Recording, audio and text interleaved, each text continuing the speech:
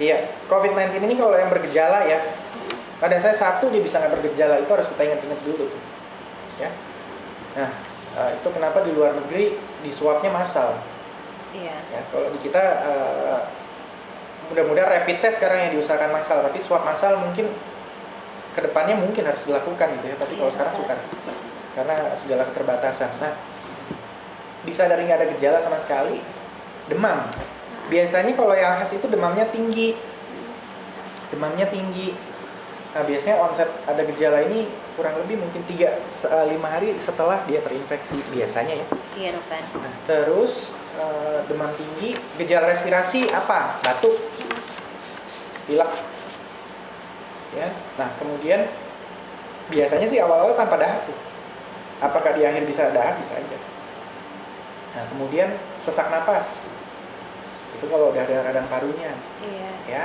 Sesak napas juga bervariasi tergantung seberapa berat derajat peradangan di parunya. Nah, yang harus kita amatin diary. Itu kadang-kadang orang nggak tahu nih, datang keluhannya dia panas, dia ada diarenya, bukan COVID nih gitu, diare. Nggak taunya itu salah satu gejala dari COVID juga, nggak nanya karena diare dokternya nggak aware. Berapa hari Pak diarenya? Cuma nanya gitu doang. Iya saya diare 3 hari, sekian kali per hari, tapi nggak ditanya riwayat perjalanannya gitu, karena nggak aware dengan gejala diare. Tahu-tahu COVID, padahal dia ada perjalanan dari daerah terjangkit. Udah. Bahaya.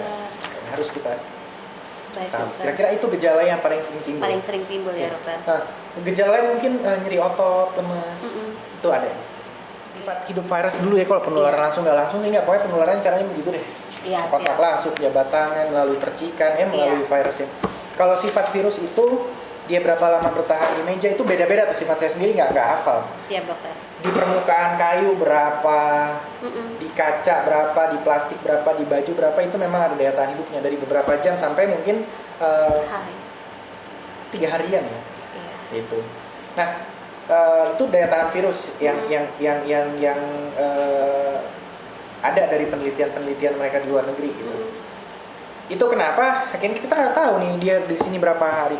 Nah, sarannya makanya sekarang kalau di tempat kerja, apalagi kita di fasilitas kesehatan begini ya, dibersihkan tuh dengan disinfektan. Ya, dengan disinfektan permukaan meja, lantai, ya. Kalau kita di rumah sakit ya, misalnya di ruang operasi atau apa kan, temboknya syaratnya khusus licin, ya dielap juga dengan disinfektan gitu. Berapa kali? Ya mungkin 2 kali sehari cukup lah, pagi sebelum kerja sama setelah kerja cukup bersihkan. Iya, baju, ya kalau baju kita tenaga medis, soalnya saya kerja pakai baju jaga, begitu pulang cuci. Iya. Juga sekalian juga dengan ada yang bertanya soal penggunaan masker nih dokter. Masker ini tuh berapa jam sih dokter dipakai? Masker ya. Iya dokter. Pertama kalau masker kita apa dulu nih, masker biasa, masker biasa ya. Buat orang umum ya.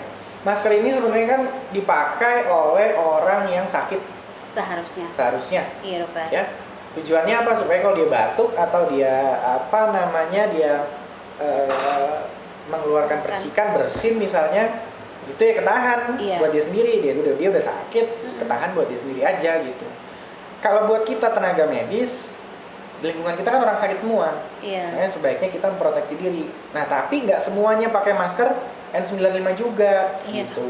Ya, pakai masker. Ada tempat-tempat khusus yang misalnya berisiko seperti perawat di ruang COVID, perawat gigi mulut, atau perawat THT ya. Iya, dokter. Nah, itu sebaiknya memakai N95.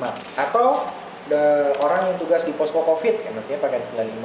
Kan misalnya satpam kah, atau misalnya perawat di ruangan misalnya ruangan lain yang nggak risikonya lebih rendah, mungkin cukup dengan masker bedah. Iya. Berapa lama? Kalau masker N95 semestinya 1 kali pakai buang.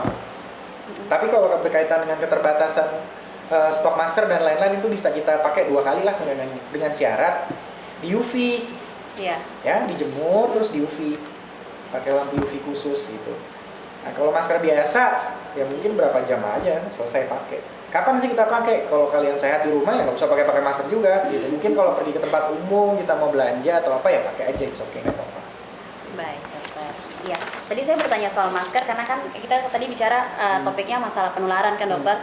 Jadi mereka bilang gini harus Panik. ganti-ganti masker itu. Kalau tidak nanti virusnya tuh dia nempel kayak gitu dokter. Seperti itu. Ya Baik. pokoknya masker bedah ya pasti karena dia tipis ya dan daya tahan itu ya 1 kali pakai, artinya ya mungkin sekian jam lah, 6 sampai 6 jaman cukup tuh, nggak lebih Oke. lama dari itu. Baik dokter.